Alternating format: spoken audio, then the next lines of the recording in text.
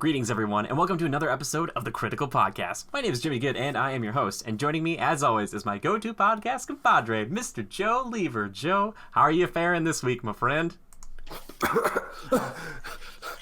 It's October 30th, the day before Halloween. I don't know what time it is. I've lost track of time. I seem to be in some random house, a living room. Somebody's chasing me. Somebody chasing me. If somebody finds this, I said, Wisconsin. Oh my God! I gotta go. Well, I guess it's just me this week. I guess we lost Joe. I'm sorry. 189 episodes in, and we finally lost him. Now it's just darkness, as you can see. Look at that. Hello, darkness, my old friend. Well, Joe, we knew thee for a time, and we will miss you so. But if anybody finds out where Joe is, that'd be great. If you could just send us that information. You could just, tweet at us, I guess, or something. Wait, we got the feedback. Joe, are you there? Turned out to be angry trick-or-treaters. I gave them a Three Musketeers instead of a Snickers bar. They saw I had the Snickers. Just keeping them for myself. Understandable. You want the peanuts? Okay, under control. I'm back. Happy to join you for another Halloween podcast, Mr. Jimmy Good. Look at that. Special intro and everything. Did you figure out if it was your house you're in, or are you still in some random house, whatever? I didn't recognize it for a second due to hunger. Turned out I just needed a Snickers. Due to hunger. I would love... Could you use that, when you get pulled over? Do you know I pulled you over? And you're like, I'm so sorry, officer. I was so hungry, and I was like, I couldn't really obey the traffic laws, but now that I have a Snickers, they'd be like, I just wasn't myself earlier. I needed a Snickers. Yeah, don't worry about it. That was great. Good work, Joe. You're doing it. You're ready for the big time, baby. People are going to sign you for sure. That's just how it's going to go. I'm going to try to be a famous actor. Joe's going to beat me to it. He'll be like, I wasn't even trying. I shouldn't have said the day before Halloween. That was bad because I used the actual day. Today's not Halloween. It's tomorrow. I should have said it was Halloween. Then it would have all connected and made more sense. I'm an idiot. Don't worry about it. I am pointing flaws out in my own gag. All right. Don't do it. Retake. No, we're doing it. No, we're keeping it. It's great. We only do one. We're just like Frank Sinatra. But anyway. So here on the Critical Reviews podcast, the things we talk about are games, movie, television, music, other podcasts even sometimes. A little bit. Maybe not as much. Pop culture, etc. Jimmy, what's on the gauntlet for this week? Joe, I gotta be honest, I absolutely love you taking a little bit more of an initiative on these things, or segueing us. It is so, honestly, it's great. I love it. I'm just like, all right, yeah. So basically everything Joe Jimmy, said. I asked what was on the gauntlet for this week. Alrighty, we got some news, baby. We got some news. He's like, I don't want to hear your stories. He's like, just get right to it. So, let's get into this first. Something that I thought would interest you a lot, Joe, is that we have some information about two new shows, kind of more than that. It's like 3, 4-ish, but two that I wanted to talk about specifically. First off, a Green Lantern inspired show coming to HBO Max. Now, that doesn't necessarily mean that it's going to be Green Lantern focused, but they're talking about HBO Max and all this stuff. And I thought it was interesting because there's some excitement for this show as a TV show, but at the same time, there's a frustration for a lot of people who are subscribing to the DC Universe, that streaming service, and that it might not come to that, but it's come to HBO Max, and then there's going to be a ton of DC stuff on HBO Max, but not DC Universe. It's kind of confusing, and I'm not sure if that's the way it's going to go. But my question to you, Joe, is Green Lantern TV show, in or out? Yeah, it could be totally cool. I'm really confused why they would separate it on networks. I mean, basically they're saying, yeah, our streaming service sucks. So, go buy some other ones and you can watch other stuff that would normally be on here, or should be on here. One of the things we should be using to attract you to our streaming service, but, we can't do it all. So, buy our subscription for our one show, but don't forget there are others out there on those other subscriptions because we suck at keeping things under one roof. So maybe see it, maybe not. Yeah, it's kind of weird because Greg Berlanti, who a lot of people know from a few different things, I think he was it sounds like one of the writers on the original Green Lantern movie, but he's also one of the people who helped kind of put together the Arrowverse and all that stuff. So he would be working on this. So it's kind of like, it could be good, could be bad, but obviously he's kind of like built up all of that stuff for like the CW. So there's a potential that there could be a connection. There was kind of like the rumor that maybe John Diggle, whose stepfather's last name is Stewart, he could be like John Stewart, he could be a Green Lantern. That could all connect. The problem is that connects to the Arrowverse, and like Titans still isn't necessarily, it's just so weird. Like they're still doing the multiverse thing, and it does feel really disjointed. And if they're gonna put some of their money into HBO Max, then it's like, why would I ever get DC Universe then, like, if they're not gonna take that seriously, right? Stupid. Yeah. So I think the idea of a Green Lantern TV show is cool. I'd like to see a movie that does it better, and I thought there was still a movie in the works, but I could, like, the Green Lantern core movie, who knows at this point. The other one that I did want to talk about with you, because I thought you would kind of be maybe interested, but maybe not. Sounds like they're making a, it's not Lois and Clark, but it's going to be Superman and Lois TV show, a spin-off of Supergirl. So they're Superman and Lois for the CW. So weirdly enough, we're living in a world where Supergirl got a spin-off, and now it's Superman, and possibly talking about Superman being, a spoiler alert, a father, because apparently in the last crossover they did, Lois was pregnant, and there's a whole comic about them having a kid and, you know, raising Superboy in that respect. But would you watch Superman and Lois if it was CW style, like kind of like a Flash Superman kind of thing? You know, it could be fine, but you know what one of the problems is that, you know, I thought Smallville was cheesy in a way that I could kind of appreciate and enjoy. Sure. Or it was even more teen drama-esque. But these shows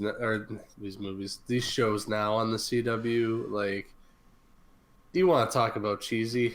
Like, I can almost barely stand it. Like, The Flash is so-so. There are some moments, like, I mean, I know you and I checked out a little bit, spoiler for Time Killers, but, like, the whole, what's her name again? XS. No, his wife. Oh, Iris. Iris. Yeah. I mean, if I had a dime for every time she had to talk him off a ledge, I mean, he would have jumped by now if it wasn't for her. I mean, it's a little annoying. They're in love. Yeah, sure, but this guy, man. Yeah. I mean, I know weight of the world and all, but this guy's just a depressed wuss. Now, you know, I just worry. I don't know. The Supergirl is especially bad. Like, I like the Flash. Supergirl, I just could not get into. Sure. Like, I eventually got, like, maybe it's just a generational gap now. I can't get into it as much as I used to be able to. Yeah. The formula doesn't work for me as much anymore. And I don't know.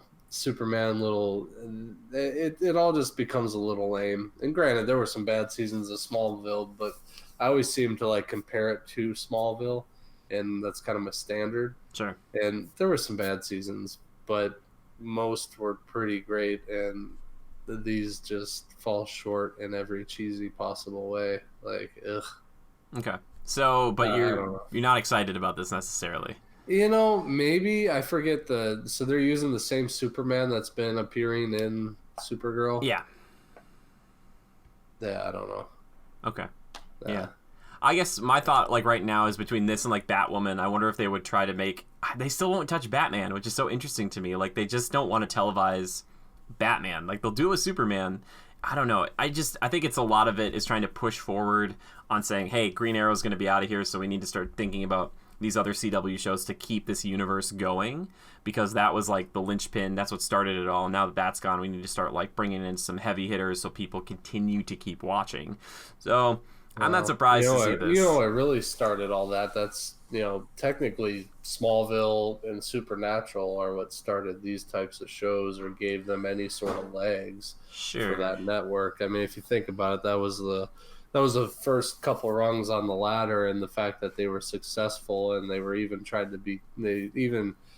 tried to kill them off at a couple times in their midway point throughout their runs.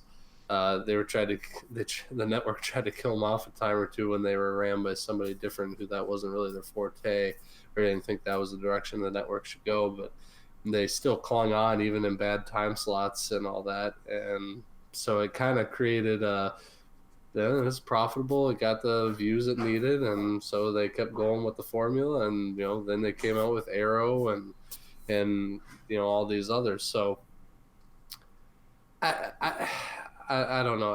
Will it die? Yeah, if they don't come up with something decent that has some legs, yeah, it'll die. I mean, right now the Flash, I feel like they're holding a hot seat, or keeping Arrow's seat warm, or ready to hop into Arrow's old seat. I don't know. What do you want to say? I think that's the next one in line, if you ask me. But as far as quality and succession, but Supergirl, there's something about Supergirl I just do not enjoy that much. Like, it is so dumbfounding cheesy. Like, I remember Laura Vandervoort in Smallville.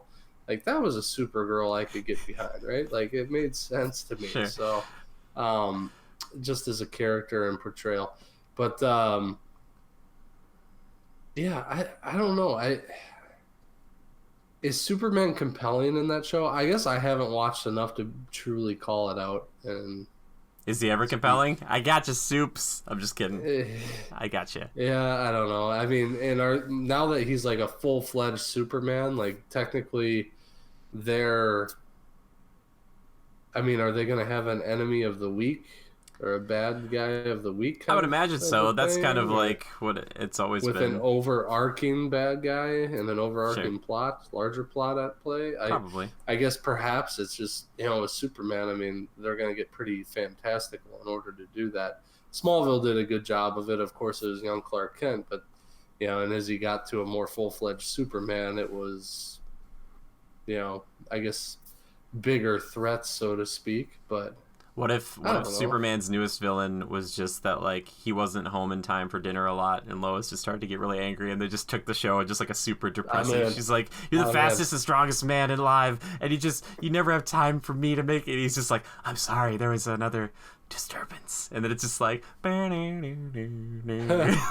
like, oh, no. I totally watch it and be like, yeah, this is just your average Joe kind of guy. He reminds me of myself. He's like, I'm going back to Smallville, Kansas. One thing that worked for Smallville and the formula that they had is that it was always a concern of him protecting his identity. Certain things couldn't be done or overcome because he had to worry about his identity all the time, every time. Whereas now he's full-fledged Superman. It's like, as long as he's got the cape and tights on, it doesn't matter. He's just doing his thing. God, nobody ever punches. I guess you always got to think and take shots at the whole, the glasses are his only disguise. Yeah. I mean, over time, it's just like you come to terms and accept it, but really stupid as all get out. He slouches. Yeah, I don't know. We'll see about this show. It'd be nice to see, like, a cheery Superman that was, like, existing on a weekly basis. And, sure. I don't think he's bad either. Right? Yeah, no, he's not bad. I don't think he's bad either. Okay. Yeah, I'm excited. I think we can all just remember, though, we can thank Charmed for starting this all off in the very first. I'm just kidding. It's just like it's a rabbit hole. I mean, technically, Charmed was kind of first. But... Kind of. Well, but at least Arrow, what they tried to do as Superman or Smallville is they tried to do like an Aquaman spinoff, and they did a pilot episode and it didn't work out. And it's like they built this thing now that even Marvel hasn't done and tried to make it work. And now it's just like, well, when Stephen Amell's like, hey, I'm done. It's like, oh God, okay, what are we gonna do? So it's like they got to start putting that stuff in. And from what I've seen of Batwoman, it's not good. It's real rough. I want it to be good though. Like Batman is the perfect character for a TV show when you start to think about it, because he could do a criminal of the week, because that's what Batman does. Like, his threats are small enough to take out like once a week, put them in prison, they all break out, But like Superman, it's gonna be kind of tough. It's not like Brainiac's like the villain of the week. So I don't really know what they're gonna do with this show. Also, he's Superman, so it's tough. It's a tough thing to. Everybody's gonna have kryptonite. It's just like Smallville. Everybody had kryptonite.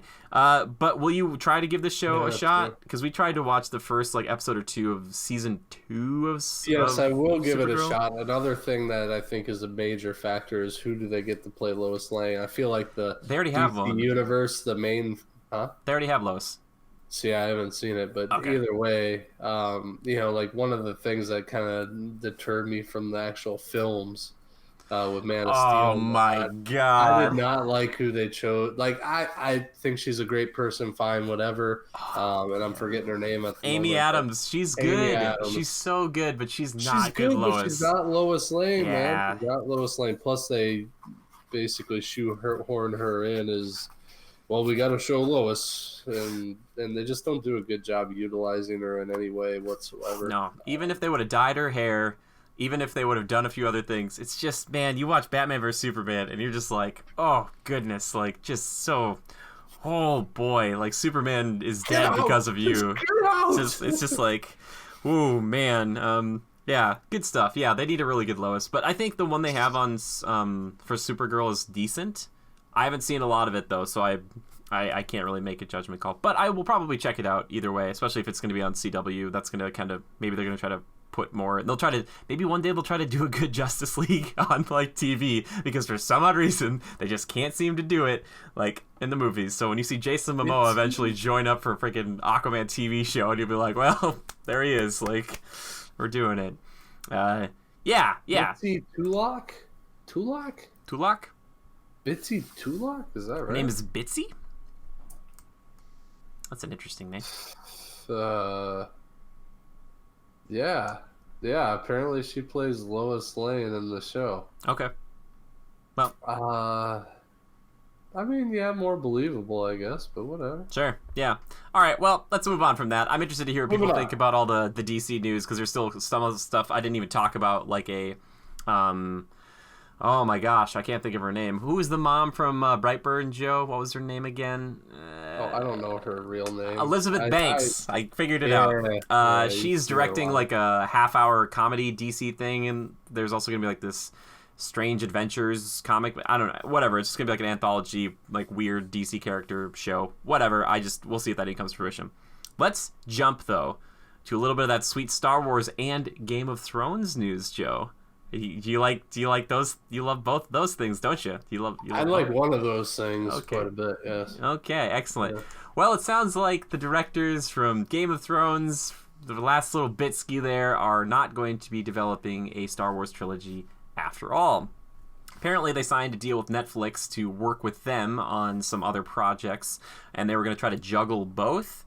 But Disney and Netflix were both like, we're not really a big fan of you guys, kind of like splitting your attention down the middle. It sounds like, and I'm not exactly sure, like there's not full confirmation, but it sounded that like Disney was kind of like, hey, we don't really want you to be like kind of like, oh, we're going to do some TVs and movies for Netflix, but also we're doing Star Wars at the same time. And Netflix was like, hey, we don't want to wait for you for like 4 years to finish up a Star Wars trilogy, which may or may not have focused on the origins of the Jedi.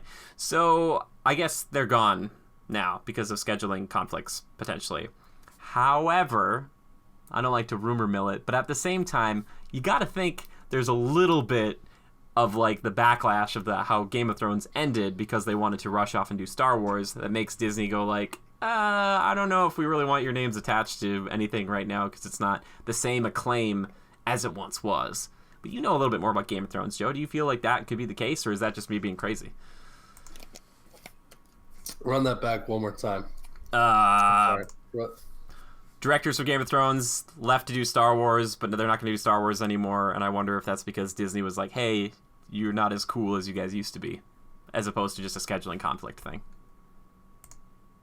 What? That's what you think they said to those two writers from Game of Thrones? I don't know if that's exactly what they said, but it sounds like there was like a push and pull between Disney and Netflix, and then the guys were like, well, we were going to do Star Wars, but now we're going to go do Netflix stuff instead, so bye. And like, I don't know if also Disney was like, hey, like, guys, you can't like be like, oh, we're signing $250 million budget thing with Netflix over here, but we're also going to juggle Star Wars at the same time. Like, if you're working on Star Wars, I think Disney wants you to be like focus on Star Wars. That's been like a problem with Disney with Star Wars for a while. You look back at the Solo movie, and they got rid of the guys who did like the Lego movie and stuff like that because they were kind of going off script a lot, and they were like, nope, this is how we do Star Wars, this is how we're doing this movie, so we're gonna get in Ron Howard over here. Ronnie Howard is a song from Andy Griffith's show. We're gonna get Ron Howard in here to fix your mess. It sounds like there's been a lot of people who've come and gone as far as directors go, and so I'm wondering if it's more so just like them, like Disney saying, or Lucasfilm saying, hey, you know what, like, if you're not going to play ball the way we want you to play ball, then get off the court. Do you think there's a potential of that? I don't know. Sure, or those two guys, I forget their names. It's Weinhoff and Weiss, or Beinhoff and Weiss, I think it is. Yeah.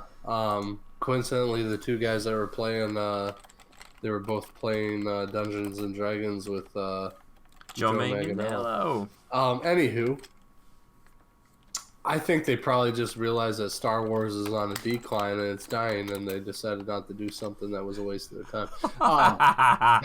Amazing response. I'm kidding, but I don't know. Maybe I don't know what their other project is. That was never let out, right? I don't think so. Not yet. It sounds like just Netflix really, really wants them.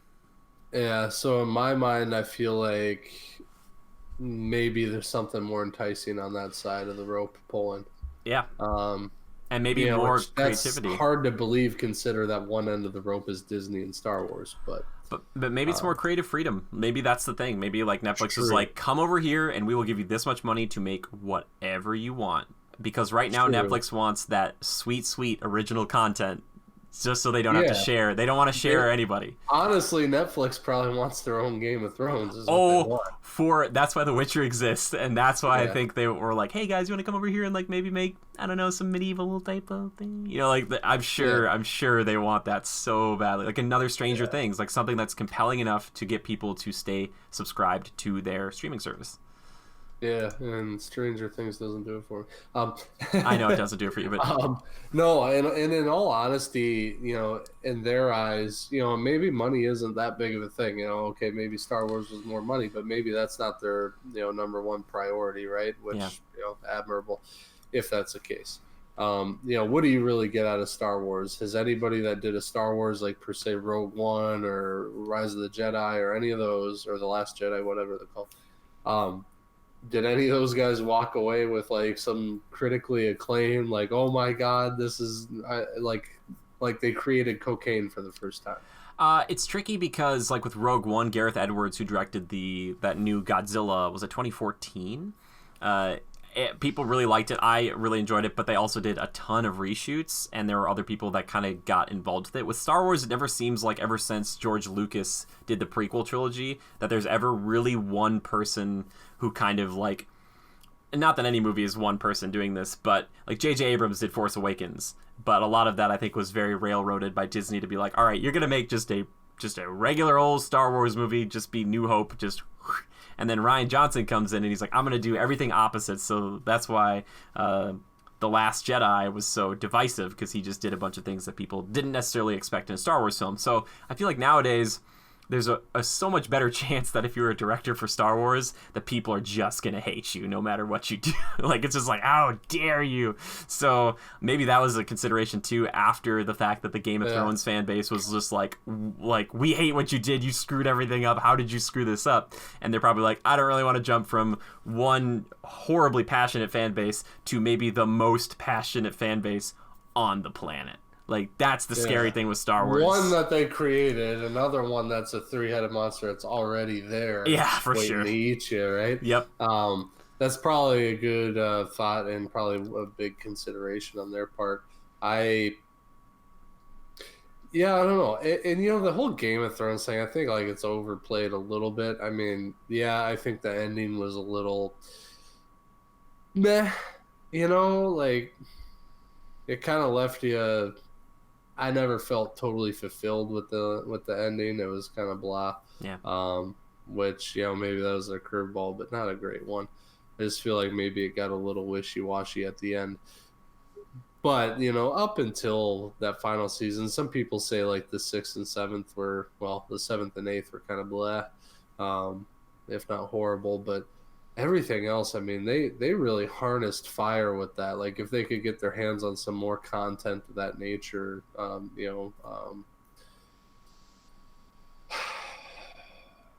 Martin's books, something of that nature, and harness that again, they're really, you know, making fire dance at their will.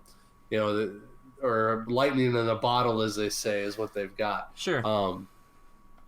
You know, part of me would think that they're looking for something like that again.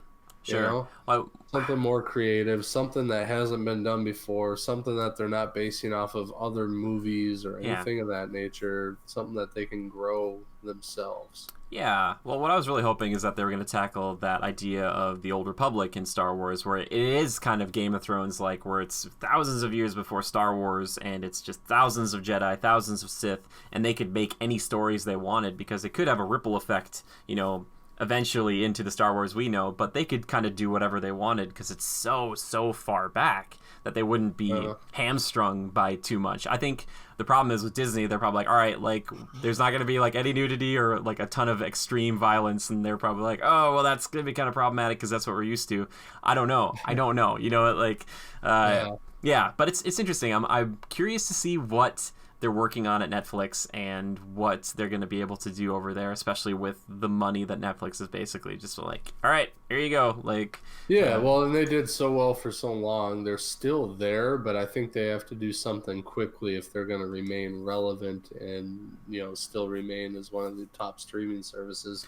Oh, yeah. I feel like some of these other ones are creeping up quick and about to, you know, push them into the shadows. Oh, for sure, especially with Disney Plus and HBO Max, like right around the corner. Yeah, I mean, HBO Max, what the hell? I have HBO now, right now. Don't ask. I don't even know. I didn't even look at it. I'm so sick of these freaking streaming services.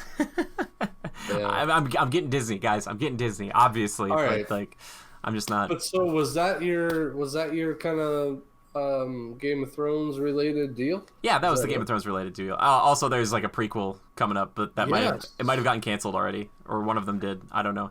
One of them did that had been advertised already, and everybody was all up and chattering about it. I was waiting to talk about it because I figured next week we would have a better feel of like if they actually canceled something or not.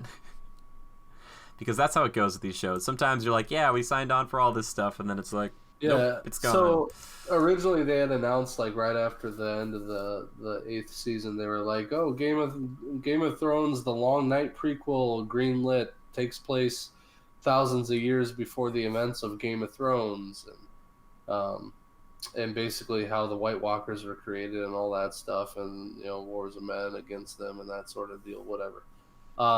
Well, they canned that idea, which I think is great because, yeah, the rise of the White Walkers, okay, but we know how that ends because of Game of Thrones, and they didn't really do the White Walkers justice in how it ends. I feel. Yeah. I mean, it was fine, but they seem like such a big deal throughout all the seasons, and then it just culminates in one kind of snuff out of a handle. But so I think it was appropriate they canceled that one.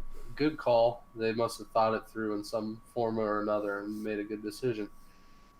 So, and I don't know that really involved George R.R. Martin at all. Probably Maybe not. Very limited or not at all. Yeah, probably not much. But so they canned that, which I think appropriate for some of the reasons I said, and maybe not as relevant to what we know now, which I think if they can keep it related might help it be more successful.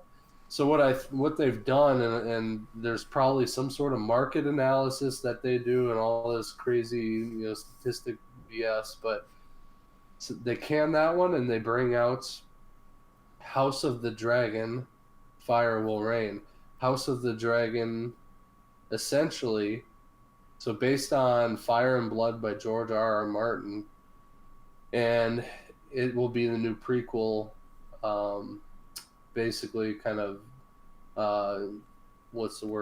shadowing the Targaryen banner family through the earlier years. So like we're talking like 300 years before Game of Thrones, which I think keeps it more relevant and probably feeds that, you know, that furnace of, you know, fans that are out there kind of like, man, it's over, and they maybe don't feel wholeheartedly fulfilled after the 8th season, and maybe they want more. And, you know, I think I'm describing myself, and that I think I find this more compelling than the original start of the White Walkers. Sure. We kind of got a little bit of background on how the White Walkers were created anyway, so I'm kind of over that. I think this is cool. You know, 300 years before the events of Game of Thrones, the Targaryen household itself, just through Game of Thrones, the things you learn, the little nuances and what transpired leading up to, you know, Daenerys and her storm of King's Landing and all. I really think it could be cool and compelling because it was an interesting dynasty. You know, they ruled King's Landing. They were basically top dog family at this time, and they had dragons and everything like that. So I really think it's going to be cool. I think it was a good decision, good move. I'm down for it. So there, my little 2 cents, my little bit of news for the week. Cool. So you're saying that you're a little more fire than you are ice, huh? I did it. That's a Game of Thrones joke. Perhaps. I've done it. I guess for me, I think I couldn't care less. But that's just me. That's my 2 cents. I don't know why. About I feel like Jimmy should be watching seasons 1 through 8 of Game of Thrones. I've even offered to watch it with him. You know, as much fun as that would be, I lead, believe it or not, a relatively stressful life, and I'm trying to indulge in a media that doesn't stress me out so much. And I don't know if I need to see some bad politics going on, because we got plenty of that in reality. You know what I'm saying? It's nonsense. You'll love it. It's like Lord of the Rings on crack. You'll love it. No, there's not. The Lord of the Rings is pure, baby. It's the purest, sweetest.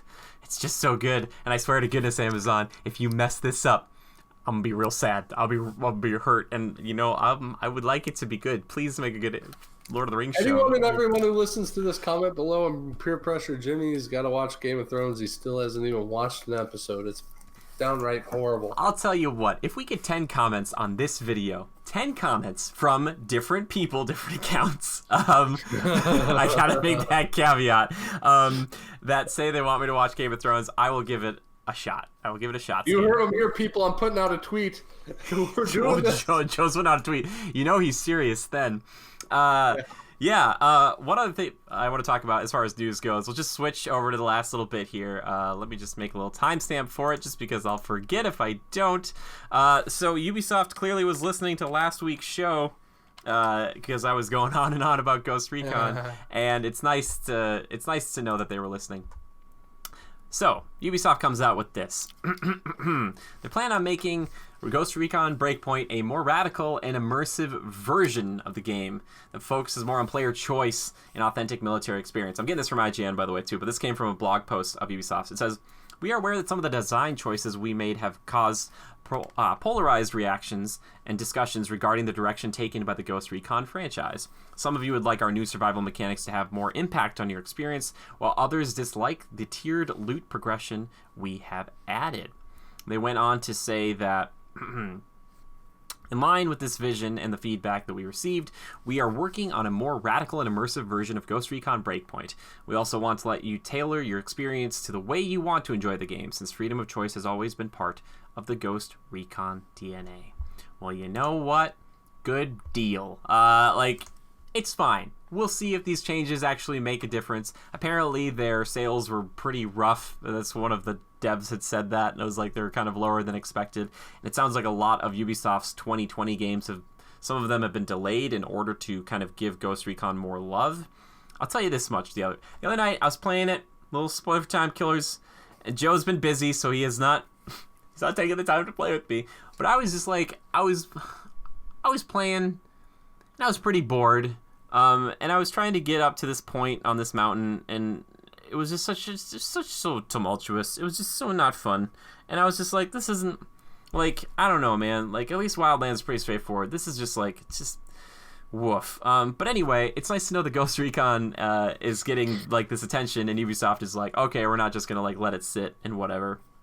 So that's good. I'm glad to hear that. I hope that they kind of can categorize the problems that they have, and then I'm also interested to see how they're going to like make the survival aspects a bigger deal, but you can also play the game in a completely different way, so I'm imagining that would turn off the survival aspects and maybe the tiered loot system, so it'd just be like Wildlands in a different place, you know? So...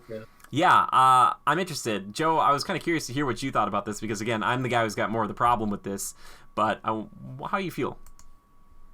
You know, one thing I wasn't enjoying was, the tiered loot stuff. Like, oh, this one's this is a 24 level glove as opposed to your 19. Yeah. Just like, I don't really care. I want to rock what looks good. Like in Wildlands, that's what it was. I was like, this is my guy. Like, this is me. And then every once in a while, maybe I unlock something that like, I'm adding that, or let's swap that. I like that. But now it's like, geez, Pete, if I don't put this on, I'm going to suck. Yeah. And that got kind of annoying.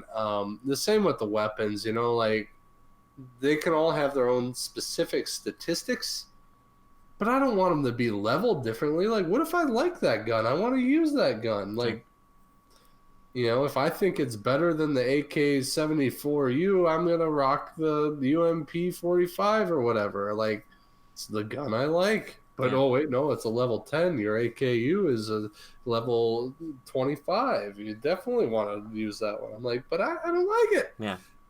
I don't like that whole concept, so I hope they're really revamping that and changing it up. The other things I think just require refinement. Oh, hold on. The mission styles and all that crap.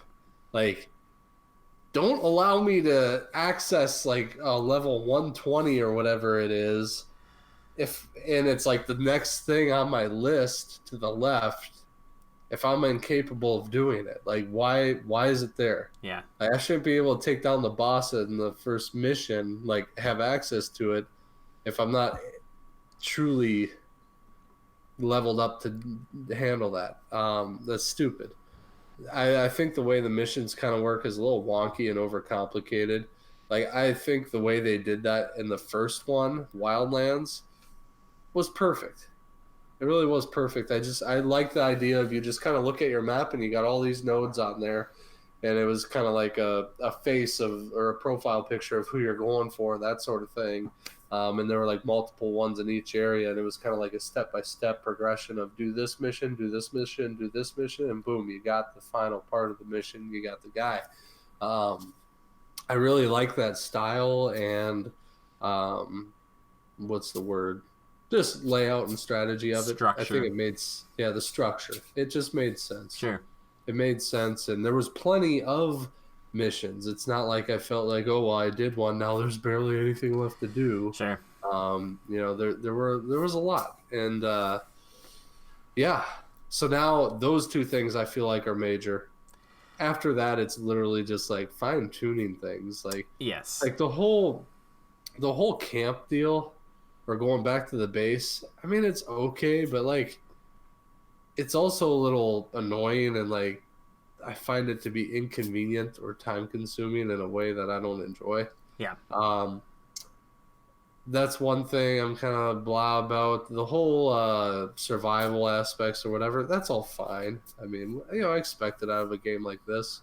Then driving mechanics, like, for freaking frying out loud, I like, know. you guys F that up so badly, it almost makes me sick to my stomach. In a game where, like, you have this giant open world where you have to traverse land, sea, and air, make the driving mechanics good.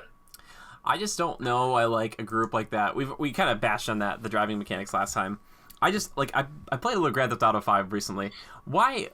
Maybe it's like a special code thing. Maybe I don't understand it, but I don't know why you wouldn't just like when you're making a new game, why you wouldn't say, like, let's take an aspect of another game that did really well, and let's just try to mimic that to the best of our ability. Because, like, not only is the driving in Grand Theft Auto 5 a game that was out on 360 far superior, but just the feel of it's better too, like shifting gear and stuff. I just don't understand why is driving so bad in games like this, especially when you got so much money. It's like, just take some time, guys. Take some time and just make a game that's really good, because otherwise your sales numbers are going to show that, and people are going to be frustrated. And guess what they're not going to do the next time?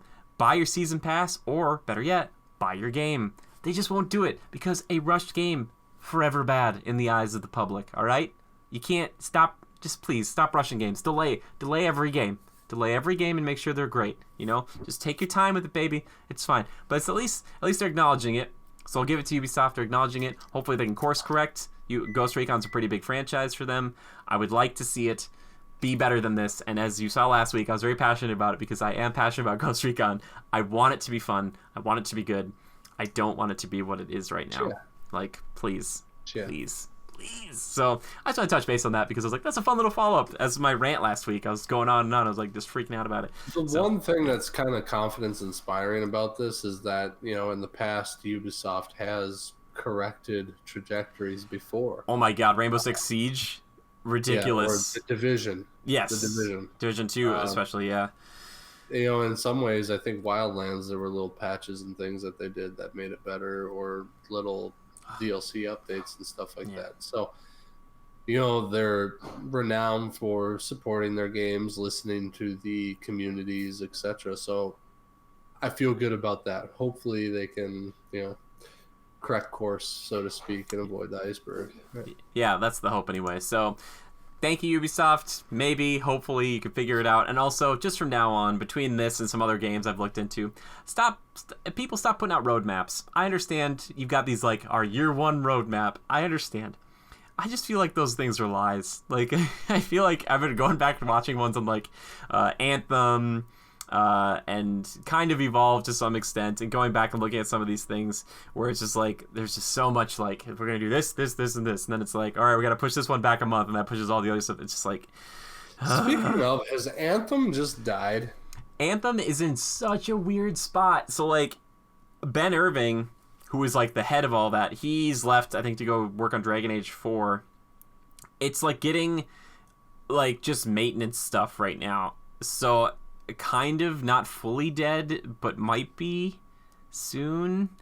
I don't know. It's just so like, it bums, man. It's like the new age Evolve for me, where it's like I had so much love and hope, except Evolve really, like, those first few weeks I was like, this game is so freaking good and I really love it, and like every new character and new monster we'd fight was like, it was just every time you jump out of that ship it was like excitement.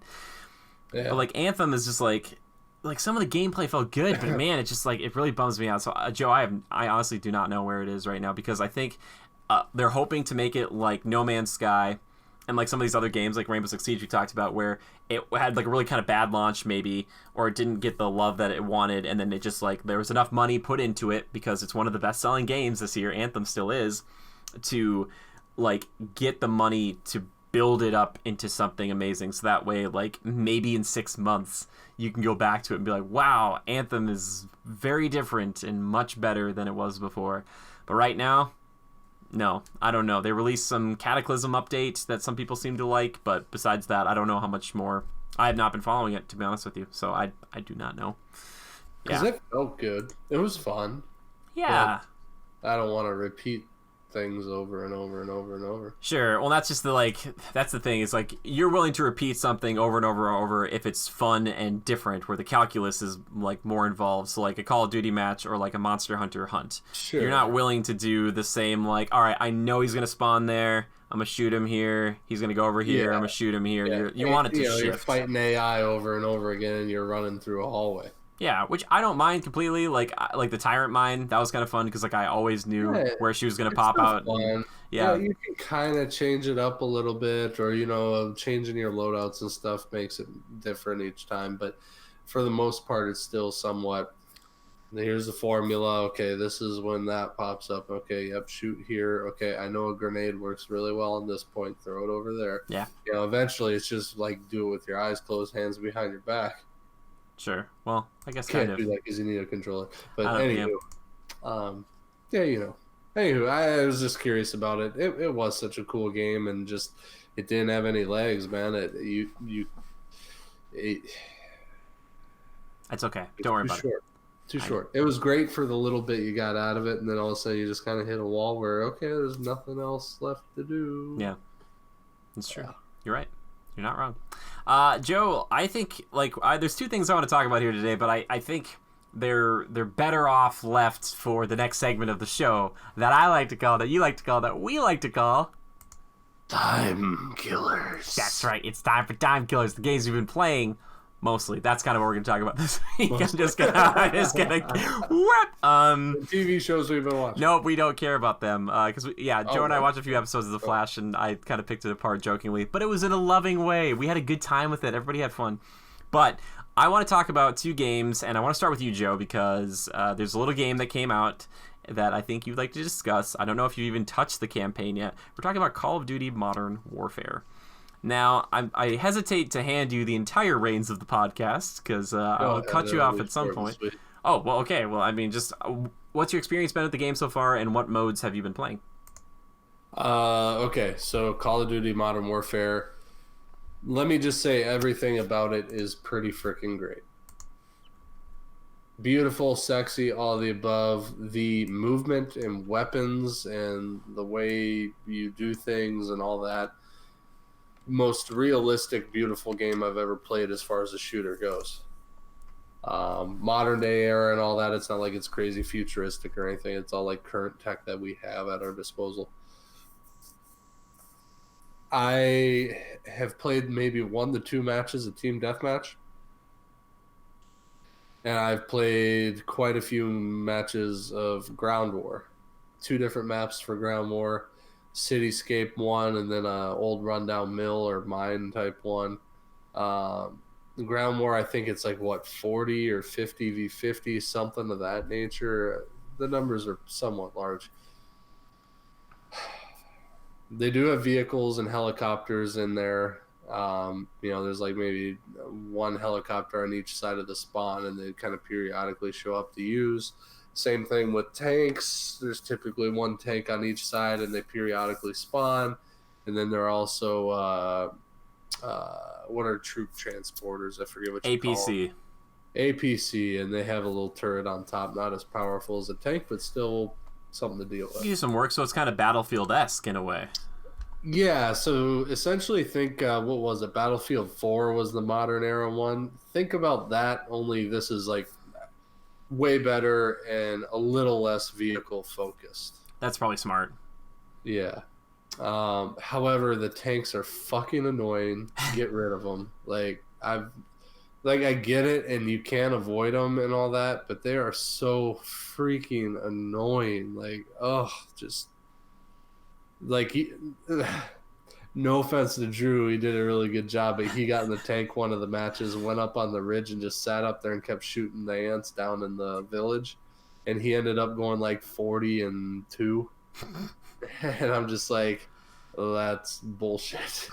But good on him. I mean, whatever. But yeah, I don't know. It's a different play style. It's not obviously Black Ops and then the Infinity Ward stuff with like Modern Warfare and what did they have? Infinity War, or not Infinity War, but Advanced Warfare and shit like that. Infinite. Yes. They're very different. Black Ops, you always kind of know what you're going to get. They've always had that kind of Treyarch has always had that kind of perfected play style and feeling. Mm-hmm. And I don't think I've ever played a bad Treyarch game. When it comes to these games, I feel like they're a little less consistent in their play style. I feel like this is the most true styled Modern Warfare to the old Modern Warfare 2 or whatever, which is kind of what I started in on. But I don't know. I enjoy it. It's pretty and all and great. I haven't played the campaign yet. I'm kind of jumping all over the place. I haven't played the campaign yet. I hear the campaign is awesome. And just in playing what I have with multiplayer and the feeling of it, I'm sure the campaign would be great. I'm excited for it. I've seen a little bit of gameplay from it through streams and whatnot. I plan to maybe hop into that this weekend. But it's short, but it's good that it exists. It sounds that way. Yeah, which is nice.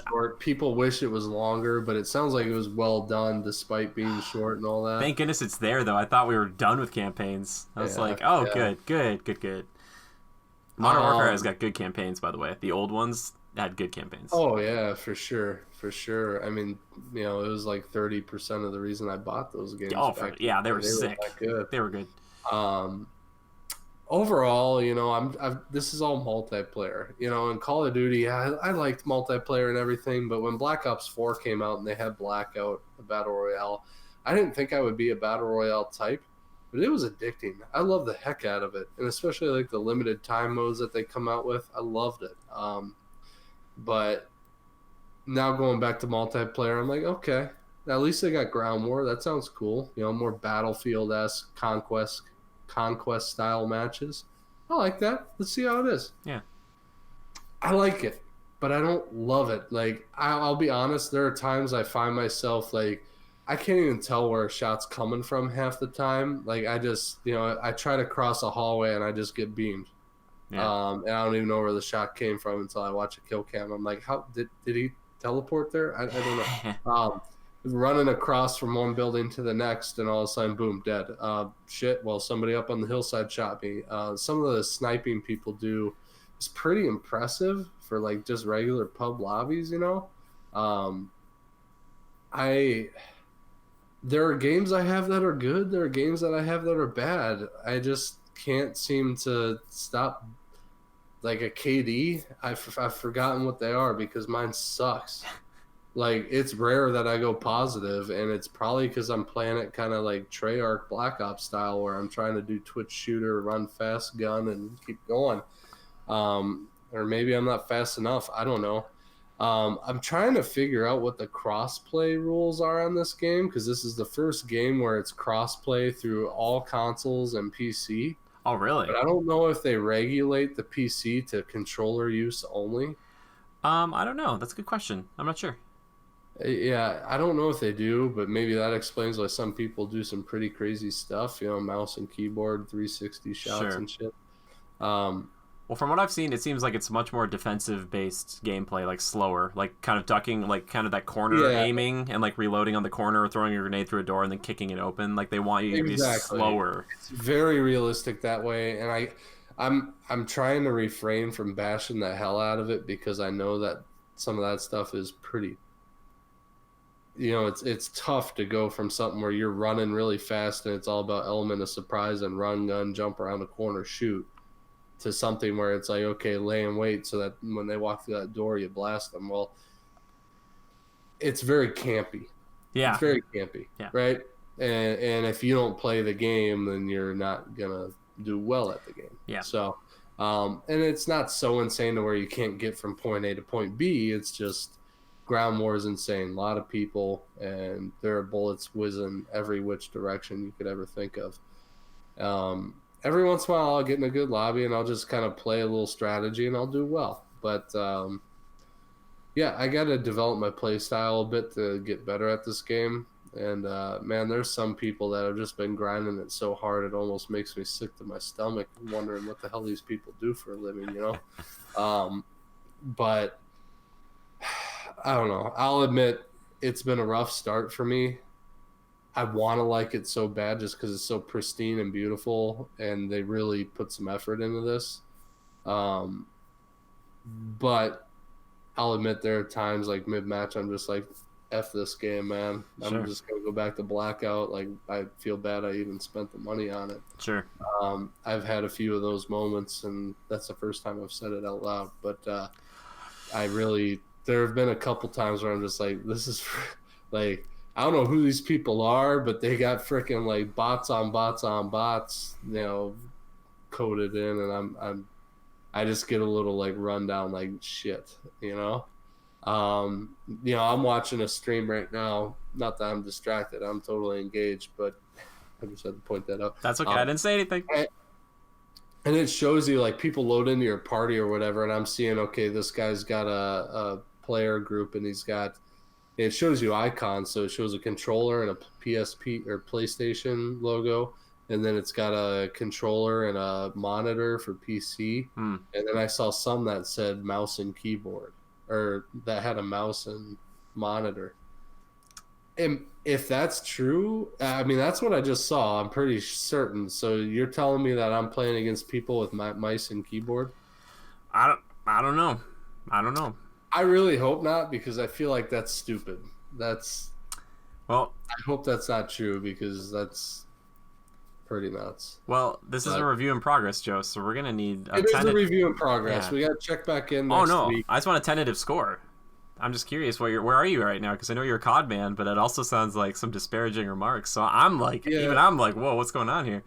Yeah, like I can't totally shoot it down because I mean it has a lot of attributes. Like it is very well done. I love the gunsmith, the look of everything. Like I almost don't want to put a camo on my gun because it looks so like cool with just the gunmetal black. Yeah.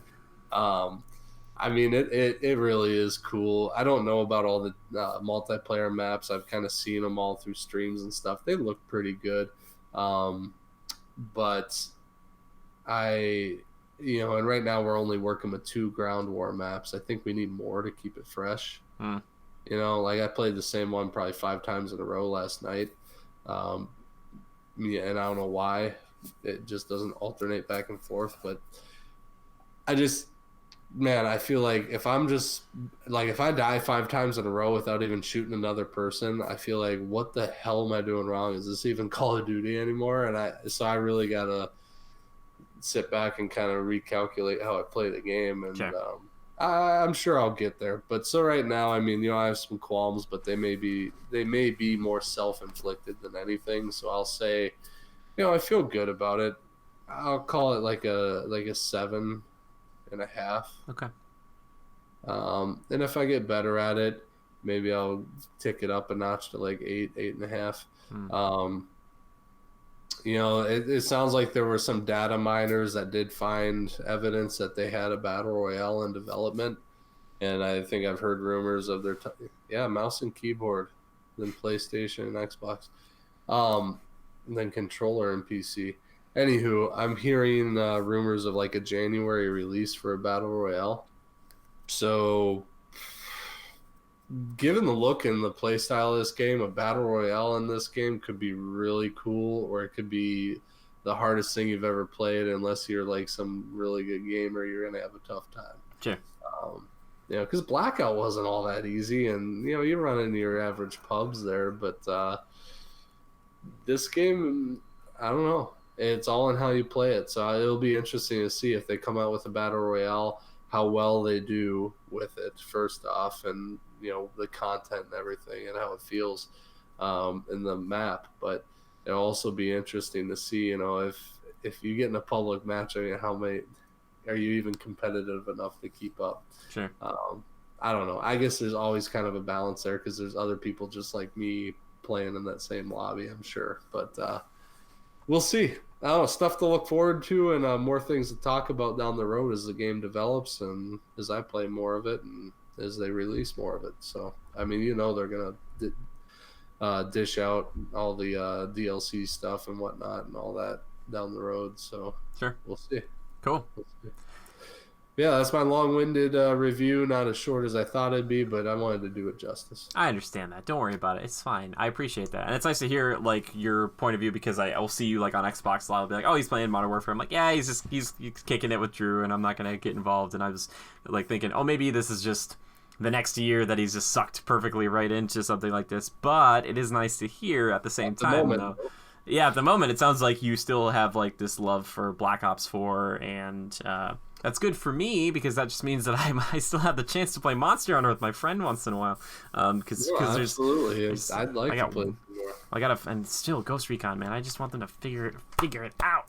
I might get heavier back into that once they do an update. Like, if I know there's an update, maybe I'll give her another shot. But as of right now, it's not on my priority list. Sure, that's fine. I understand that. Yeah, I like jumping back and forth between things. Which, by the way, I did pick up the Games Pass, Xbox Games Pass here, because I do plan on playing through Gears of War 5, but I'm not going to be talking about that today because I haven't touched it yet, which is very hard for me to do. Kind of waiting for a few things in my own life to get figured out, and I have a friend that I plan on playing the campaign with, so it's one of those things where I was like, all right, I'm going to wait until we can do this, because Gears of War, it demands your attention, baby. But actually, I downloaded The Outer Worlds, which is a game that's kind of making its rounds right now. And people might know the group Obsidian for Fallout New Vegas, amongst other games. The interesting thing about this game, and I won't go into it too much, I've only played a couple hours of it. I was not a huge Fallout fan, but I liked BioShock, so we're looking at a first-person RPG. And it kind of has a flavor between the two of those, which is good. And I think one of the reasons Fallout 76 released this kind of premium $100 for the year secret super servers update thing that doesn't even work was to kind of try to undercut Obsidian and the Outer Worlds coming out, because this feels like a good Fallout game that doesn't really have all the bugs and the problems that a Fallout game has, but it's not overly Fallout-esque, but it has all the things you look for. It has like a slow time mechanic, you talk to a lot of people, and you loot a bunch of things, and that's kind of the primary point of the game, is like you talk to people and you fight things. Like, that's kind of the two big things. That's kind of, really watering it down. but I enjoy it. It's set in space, and you kind of go from planet to planet, and you're trying to like level up your character, get stronger. You kind of pick how your character, which ways they get stronger, but then also the more consistently you use any weapon type or use abilities, that those points go up themselves as well.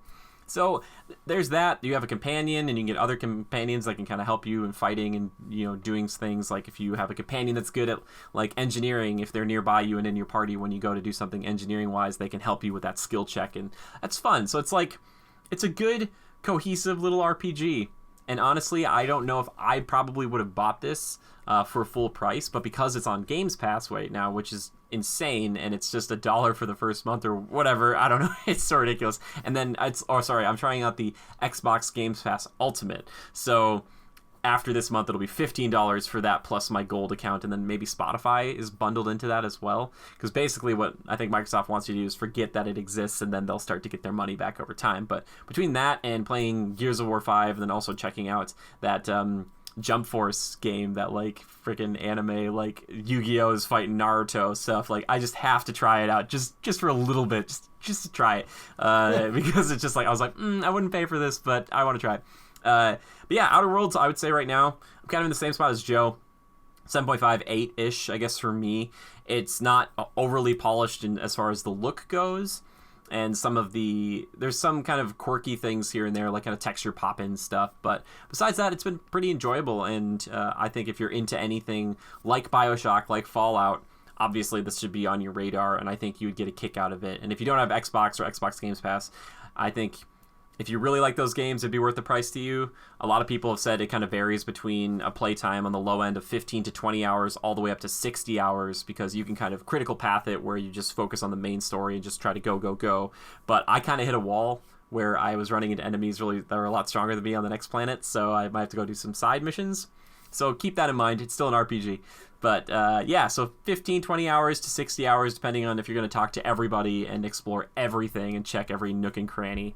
But yeah, I don't know. I'm interested to play more of it, and I'm going to try to get through it within the month just to say I did, and I might try to more critical path it, which, by the way, I'm making a character that's all about the handguns, baby. And maybe some persuasion and some science and medicine, but mostly the handguns, because there's something so cool about having a super, like, armored dude, but using, like, a revolver. Just going like, bam, bam, bam.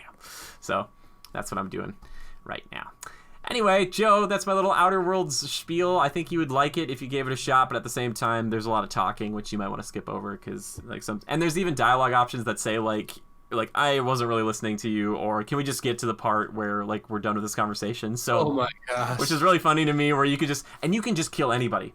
If you wanted to, like a quest giver, you could just shoot them. Like you can just take them out if you want to. So if you want to do a full crazy kill run, that is a complete option for you, which is really crazy to think that in a game that's an RPG, you can just kill quest givers and they're like, well, they're gone. And then you fail a bunch of quests. I did that today. I killed a guy and they're like, you failed like these 2 or 3 quests. I'm like, ooh, sorry about that. I was like, I didn't know. I had to try. You got my way. Yeah, my companion was like, I can't believe you did that, but then she still followed me anyway. So I was like, eh. But anyway, I want to move into that last final segment of the show, my personal favorite, community feedback. And questions. That is correct. Let me just make a little thing here. They're going to stare at your face while they do so. Joe, we got a lovely question. We usually get them on Twitter, or we'll get them on the old Discord over here. Oh my goodness, we have 2 questions, Joe. Are you ready for this? Ready. Okay. This one comes in from Missile Mage. Missile Mage, I love you. Oh, which before I get to Missile Mage, quick shout out to Simon. Lots of other stuff. He's been one of our greatest supporters for a long time. He's hanging out in the stream today, along with Fragadin, Patuator, Missile Mage, and Ryan, or layman's terms. Thanks to all you guys for hanging out with us today in the stream. But I just want to specifically give it to Simon this week. Simon, I love you, buddy. Stay strong. You're a good guy. Yeah. All right. Missile Mage, here comes the question. Hot off the Discord. Ooh, it's so hot I can't even look at it. It's like looking in the sun. So what are your thoughts on what movie trailers decide to show? It often seems to me like they can't win. They're trying to show off what their movie's all about, but they can't show too much. But people also get pissed if they show shots that don't end up making it into the film. Personally, I don't mind shots from trailers not being in the film as long as the trailer gave me the correct impression of the film, but that isn't the same to everyone. What do you think is the right balance, and what do you want trailers to show? He says in parentheses, long-winded again, and hashtag critical podcast. Thank you, Missile Mage. Joe, we talked about this in the past. I've made a video about it. It's called Why Trailers Are Ruining or Destroying Movies. It was one of my first videos. Let's just say I get passionate about these things. And before we started the show tonight, I even brought up the one that I always bring up kind of is like Infinity War, ending shot, everybody's running in Wakanda, Hulk out of his suit, and my hope to see Green Hulk in that movie more so. I think it depends on the movie. And my problem is I've got this stupid brain that won't let me forget the trailer when I'm watching the movie. So even if it's not even about so much of like, oh, this shot was in the trailer, but it's not in the movie, that freaks me out or frustrates me. But it's, oh, this character is in a precarious situation halfway through the movie, but I know the train sequence is still coming, and they're in that sequence because I saw it in the trailer. So I don't know. I feel like, there's so many of these movies that I was going to see anyway. And I don't, like, less for me is more, because I just want them to, I just really like the tease of it. Like, I like teaser trailers a lot more than full trailers, because I feel like 2.5 minutes or 3-minute trailer just shows you so much sometimes, where you're like, I kind of saw it. It's like you watch the mini version of the movie. Like, you see the little beginning, you see some fights in the middle or whatever, and then they will show you, like, some of the ending sequence. In some movies, if you go back, you can, like, see the whole movie in that trailer, and it's ridiculous to me. So for me, less is more, personally.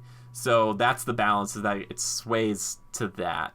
And I want trailers to show less, like, big moments, I guess. Like, I don't know. Joe, what do you think? What was one of the examples you had? Oh, yeah, Infinity War. The Hulk versus Hulkbuster armor moment where he's charging in Wakanda. I get that. And part of me is like, man, you misled us. I was excited for that, but then again, I almost don't need to see all these moments. Like, here's a good example. This is what here's how I truly feel about it. A 2-3 minute trailer unnecessary. Here's a movie that's great. Jurassic World Fallen Kingdom. Wait, a movie that's great? No, a great example, excuse me. Okay. I was like, Joe, what did you do with Joe? This movie, I feel like, okay, first of all, it's a slightly mediocre film. The whole direction they're going with the Jurassic World, Jurassic Park franchise is pretty stupid and far-fetched.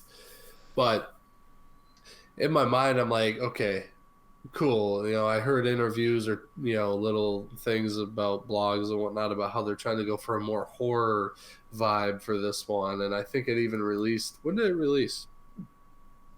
Fallen Kingdom? Fall? No, Fallen Kingdom was last summer. July? Yeah, something like that. Oh, it was probably June 22nd. Anyway. Yeah, it's probably around there. Yeah, actually. Yeah.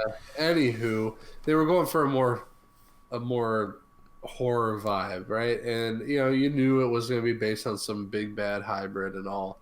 But, like, why do we know? Why are you showing us that kind of stuff? Like, okay, we get this is going to be super scary, but like they kept showing the video of it, reaching over the blankets for the kid and stuff like that. I just don't show it off. Like, imagine if they would have kept that thing a mystery and maybe shown a foot like stomping on the ground and click, click, click, click with the claw, or just the shadow of something and like a flash of light as it killed somebody. I know they did a little bit of that stuff, but you also get too much. You see too much, and you kind of get the whole idea of what's going on. That movie could have made that seem so mysterious, gathered the reactions, and literally the movie. If you would have went into that with just the mysterious little flashes of this and that and shadows and wow, this is going to be really scary dinosaurs, right? That movie would have really just like. Wow, everything would have been a surprise to you. Every turn would have had you on the edge of your seat. I like that. And I feel like they ruin it by, 2 to 3 trailer releases. One of them's 2 minutes, 3 minutes long. You just don't need it, especially with a movie where you kind of know what you're getting, or not know what you're getting, but it's Jurassic World, man. I mean, you're going there for the dinosaurs. It's like, it's not like you have to show them all. We know they're going to be there. And if they're not, then what the hell are you thinking anyway? Why? right? Like get that mysterious vibe, and it's literally like giving somebody a taste of methamphetamines, and they're gonna come back for more, right? Yeah. A joke in poor taste, but you know what I'm going for. Yeah. So. I wonder too if like it's just that they don't think the audience is smart enough to remember this, or they're just really trying to make sure that people go see it in theaters. Like they show off the Indoraptor so much because they're like, it's a new dinosaur, look at it. Like it's just like they have to say it's a new dinosaur, look at it, because if they don't and the movie suffers, then people are like, well, why didn't you promote this new thing in it better? Because it's like they almost have to over promote it because there's not enough people. It's not a big enough group of people like us, like the diehard people who would. I'm not gonna like not go see these movies, but it's just not gonna resonate with me the same way. Like when the Baryonyx comes through, in Fallen Kingdom, and it comes through like that tunnel and it comes through like lava and stuff. That moment would have been like insane to me if I hadn't known it existed. Like I would have been like, oh wow, that was like they like snuck some horror stuff in this big kind of explosion, set piece. I mean, they don't need to share those big time moments to get me interested to see the movie. Yeah. Keeping it more mysterious and low key tantalizes my taste buds more than it would to see all these major moments and be like, I saw some things that look cool, but I mean, most of the big moments are spoiled anyway.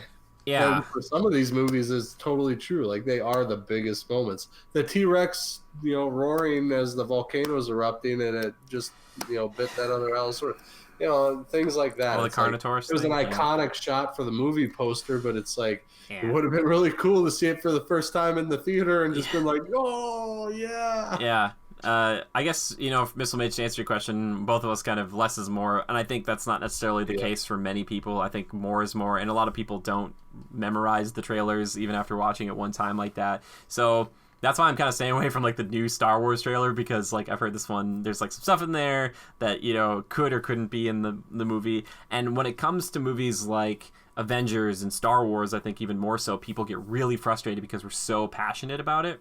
And we have this idea, so we see this image, and we're like, oh my god. So it's like when you see the Knights of Ren in the trailer for like, I think for Force Awakens they have that, and then it's just like in a force back or whatever, like they're not really in the movie. Right there in your head there's this perceived notion that new bad guy has a group of other like lesser bad guys to fight alongside him, but then he doesn't, and you get frustrated because you're like, that expectation that you maybe put on yourself and on this movie unfairly is there because you love it so much and you think sky's the limit. Production value doesn't, like, there's no budget that's too high for this thing, so it starts to hurt, I think, more and more, and leave a sour taste in your mouth when you go and watch a trailer for a movie that you're so excited about, and there's moments in there that you're like, I just can't wait to see this moment, and it just wasn't exactly what you were expecting, or it just isn't there at all. It almost feels like they're like, hey, look at this amazing cake, and you like bite into the cake and you're like, this is pretty good cake, but I thought you said it was gonna have like chocolate in it, and there's no chocolate, or there's like a little bit of chocolate, like like you get this like,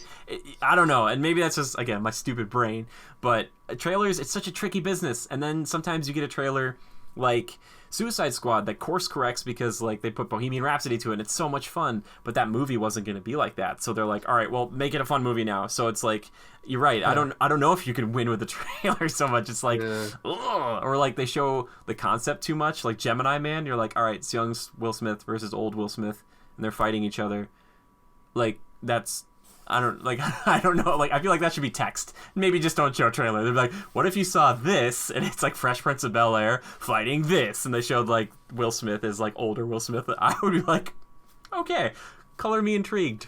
Sounds like fun. But even my favorite films have done this. Two Towers did this. They showed Gandalf the White, which is pretty rough because like you wait a whole year to the next movie after Fellowship and you're like, Gandalf's dead, and they're like, Gandalf's back, and it's like, how amazing would it have been like in the theater to be like, oh, he's back, he really is back, like it's him, like yeah, trailers, man, I still like them, but they usually ruin things. Joe, we got one more question here from Franken. This one might be a little more aimed at me, but I want your opinion though too. Well, Not to beat a dead horse, but with the recent poor decision by Bethesda to create a subscription service to a very poorly received game in Fallout 76, a game which seemingly crawled their way from the trash heap into the mediocre status and could afford to spread some more goodwill, what is the breaking point, or is there one, when it comes to these publishers and their decisions? Also, Bungie having separated themselves from Activision and retaining the rights to the Destiny IP, and right now are enjoying success as an independent developer. Does this possibly bring hope to the other established developers, or is it possible we'll see more of a trend of developers following the route of Obsidian and Insomniac and just become exclusive property of a console company? Hashtag Critical Podcast. Let's start with that first one, Joe. What's the breaking point when it comes to these publishers and their decisions? So for you, pick maybe some of your favorite games or games that have hurt you even. What is the point where you're like, you know what? I'm out. I'm done.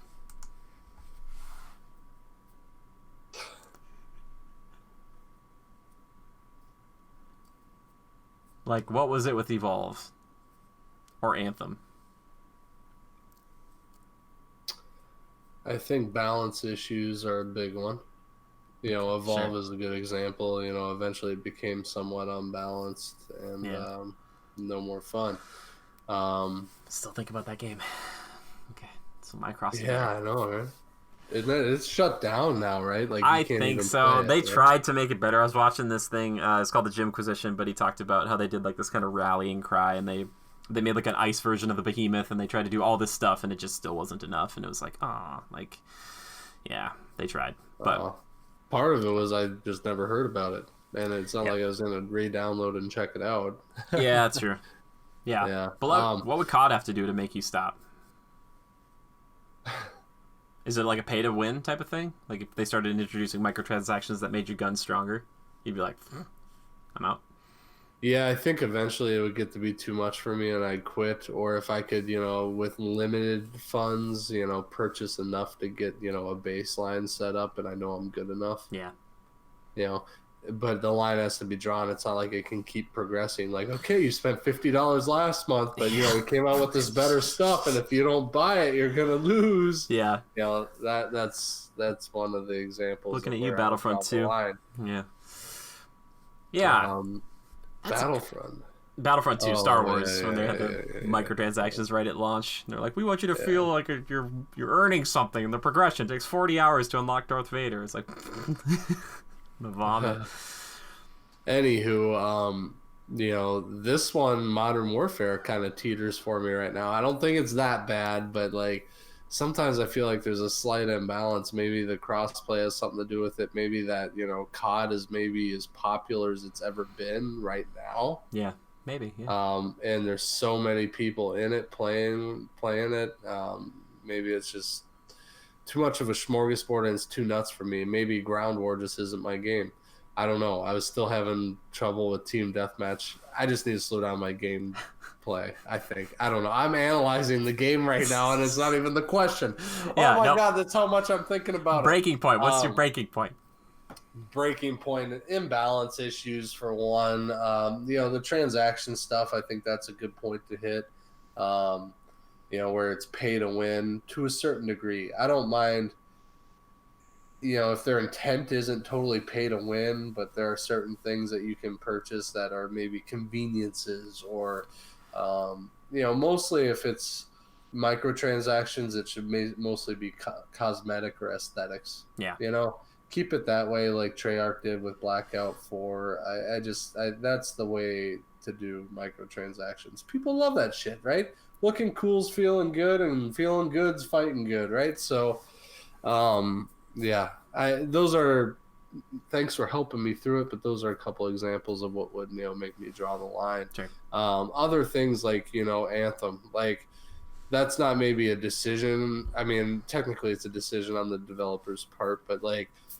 You get in there, you're having a blast, you're loving the game. There are certain little nuances that you're not a total fan of, like the workshop stuff and how expensive things are to buy because they're trying to say, well, it's going to take forever to earn these coins, but you could just buy them. Yeah. That's pretty lame. But other than that, that game had good bones, and really it had a good first few steps on the stairway to a great game. but it only had those first few steps, and then you're like, where do I go now? And it left you sitting there wondering what more you could do, or is this it? Yeah. And right there, I draw the line with, okay, clearly I'm just going to keep repeating the same thing over and over. Let's call this game a day. Yeah.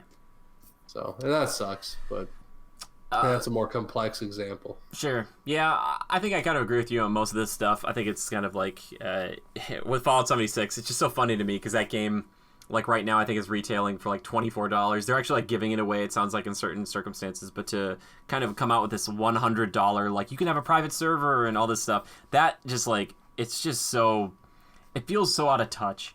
And I feel like that's where I've kind of lost my hope with some games, where I'm just like, you clearly don't, you're not really listening and you just want money. And I've heard people say this on the internet. Jimquisition again, I watched a few of his episodes. I agree with him, though. I would love it if a developer just came out and said, hey, you know what? Here's this new thing. It's going to cost us much. Why did we make this new thing? Because we want money. I would respect somebody at this point if they just came out and they're like, we're greedy. We want more money. Like, I'd be like, all right. There's no like shady, like, oh, it's good for you. It's just like, no, we just want more money.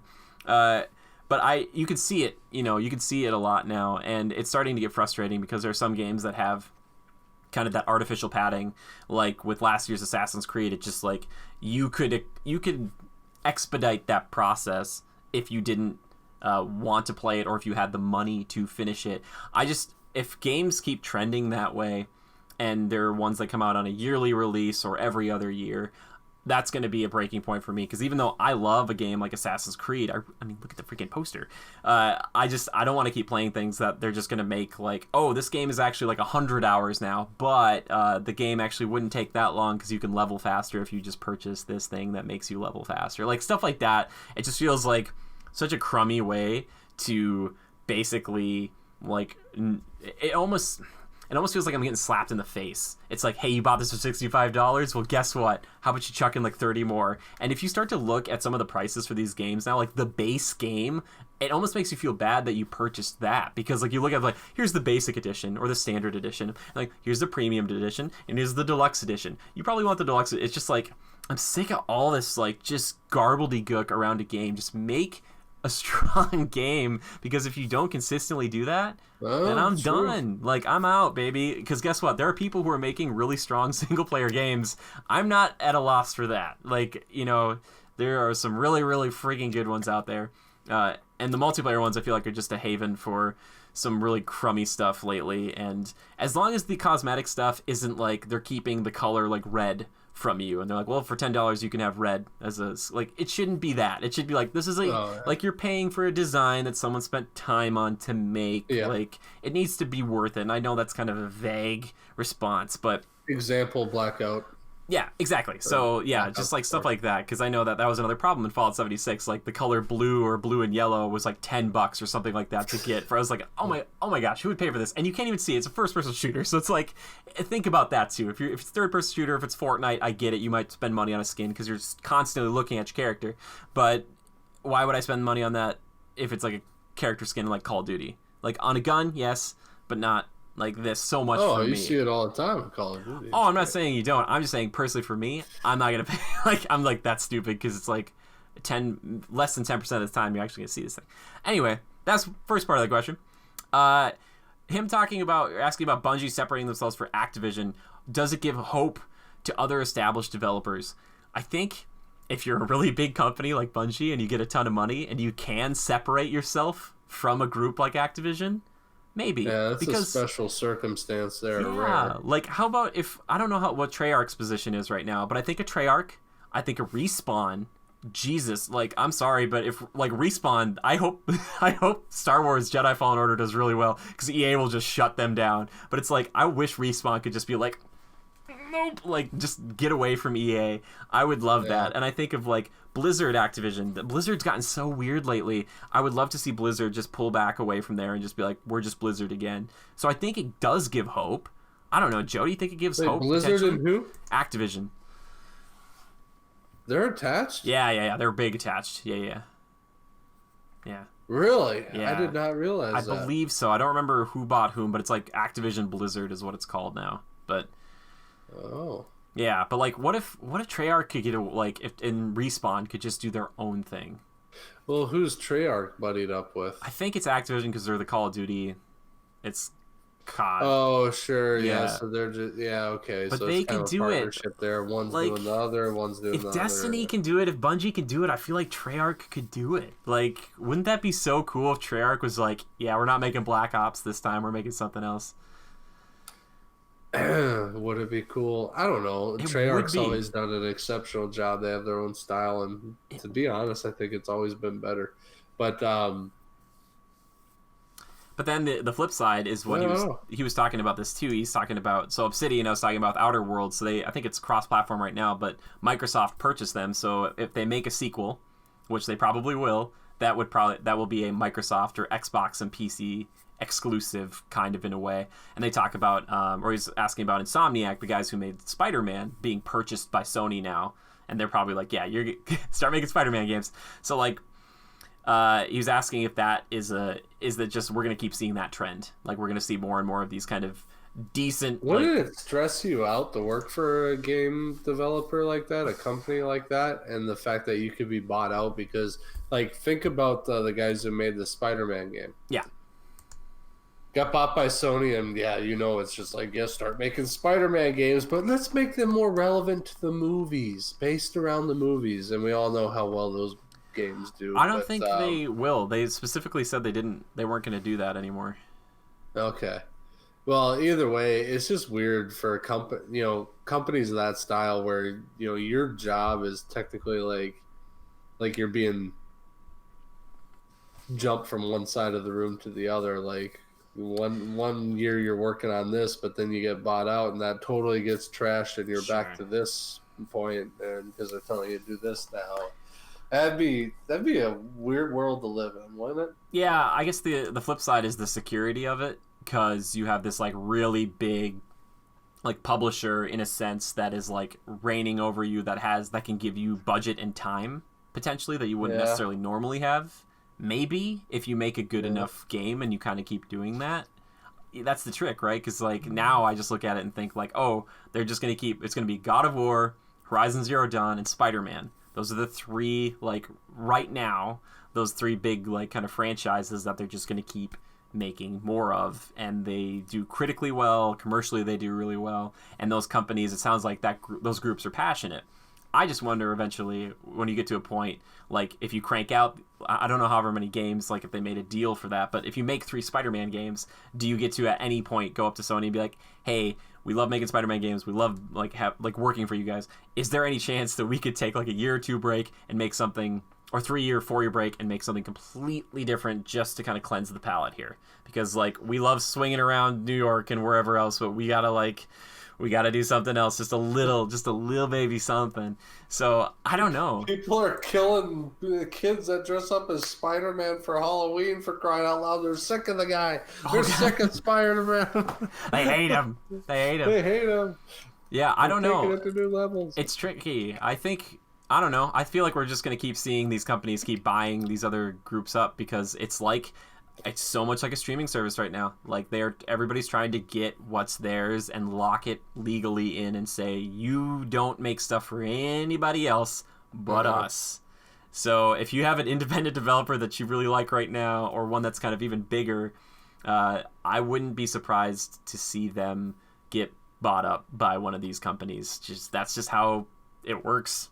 And I think I would call them Bungie. Bungie got away with it because they've made a lot of money, and they're one of those groups that's really well known. And somehow Destiny 2 is course corrected and people love it. I'm not saying that it was horrible to begin with, but I just think they're such a big group that they can do it. Whereas a smaller group like Obsidian, who made Outer Worlds, is probably like, sick, cool, we have a big, Microsoft will back up a dump truck of money to make a sequel here, and we're really excited about that because we can just make it better in every way, and it'll make them look better, makes us look better, and we're secure, and we have jobs. Like that maybe is what it comes down to, where they're like, we're passionate, but we also can work. Yeah. That's maybe it. Maybe? I don't know. We'll see. But yeah, it's really interesting, and I wonder if more and more press conferences will just keep getting like with Microsoft. They're like, we don't have a lot to show, but we purchased 3 new studios, and you're like, oh my god, and they're like, next year is gonna be big. It's gonna be big. You know what I mean? Yeah, it's interesting, man. It's so fascinating. Like I said, there's so many parallels between all of these different media outlets and kind of how we consume it. It's interesting. One day I can't wait for Disney to just buy Microsoft or PlayStation or something. Or Sony. They'll buy Sony one day just to get Spider-Man. Just to be like, we're done with these stupid negotiations. We're just buying you. Like, it's like we're going to buy Sony. And among some other tasty properties, I'm sure. Sure, yeah. I just think that just so they can stop having this stupid like back and forth of like, well, the fans reacted and that's why Spider-Man's back in the MCU is like, just... I bet Disney's just like, this is so stupid. Like, let's just make some money together, guys. It's like almost, I feel like Disney and Sony, like Sony's got this really cool toy, and Disney's like, hey, I know I can show you how to make this toy do like its coolest move, and Sony's like, I'll let you do that, maybe once or twice, but then I'm gonna learn how to make it do its coolest move. And Disney's like, no, you'll never ever know how to do that. And Sony's like, just you wait.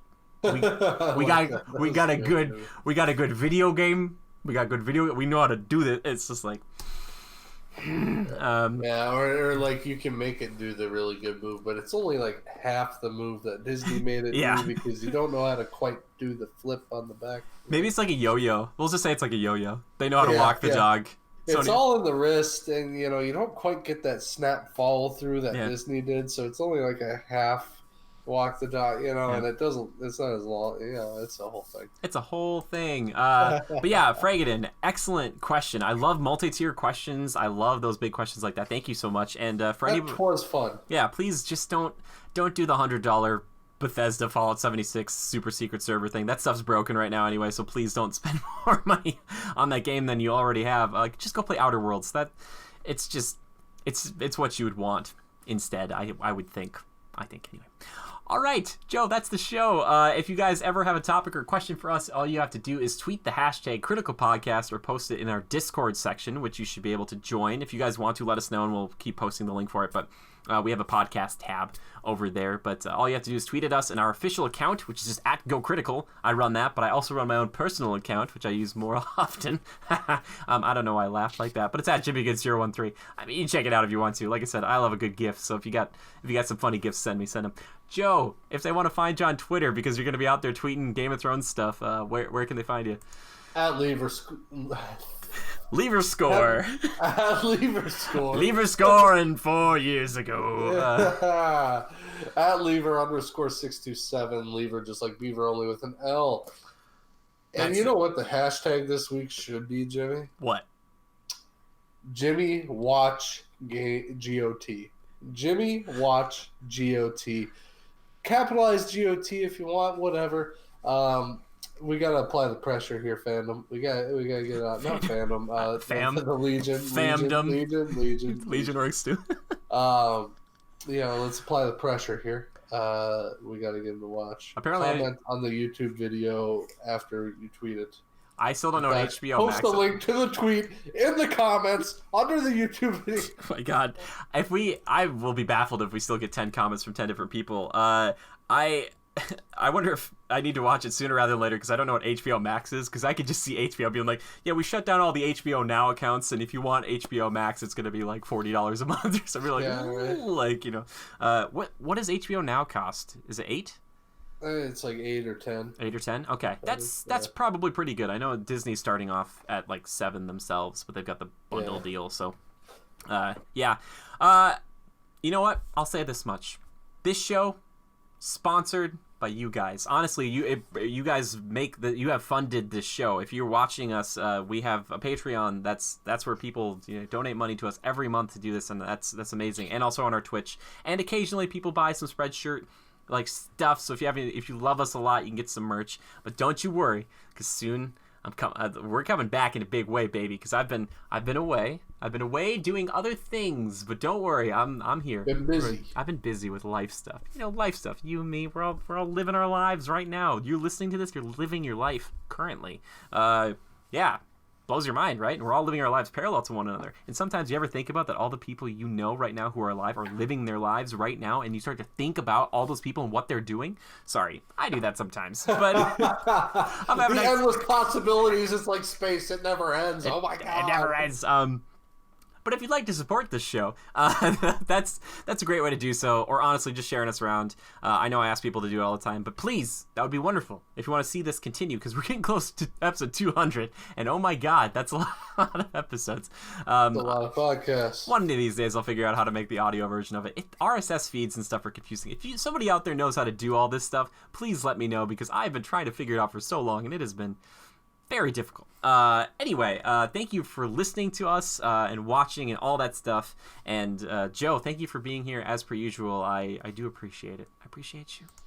I appreciate you as well. I appreciate the fact I can be here. It's always fun, Jimmy. We have good conversations. You're right. And apparently, if the threat holds true, Levi will be back next week. I don't know. I don't know how serious he was. He's like, I'll be back in November. So. I don't know if it'll be Thanksgiving. We'll get him on. He'll say a few curt words about World of Warcraft, and we'll just keep on keeping on. That's right. Yeah. I don't need to hear about World of Warcraft. It's been around for 15, 20 years. If you say that to him, I will lose my mind. I'll be like, yeah, be like, tell us something new. Oh wait, you can't. It's like when Call of Duty Modern Warfare in 2016 came out. It was like, oh, you have to get it, but it's like bundled to the game. And I was like, but what's new in it? And it was like nothing. And more people were like, they want to play that multiplayer. At least the new Modern Warfare, they're trying something new. I'll give them that much. Yeah. Anyway, rambled on long enough. Thanks so much for watching. Please send in a question for next week or a topic, because we got lots to talk about. Anyway, remember to adapt and overcome. We'll see you next time. Bye.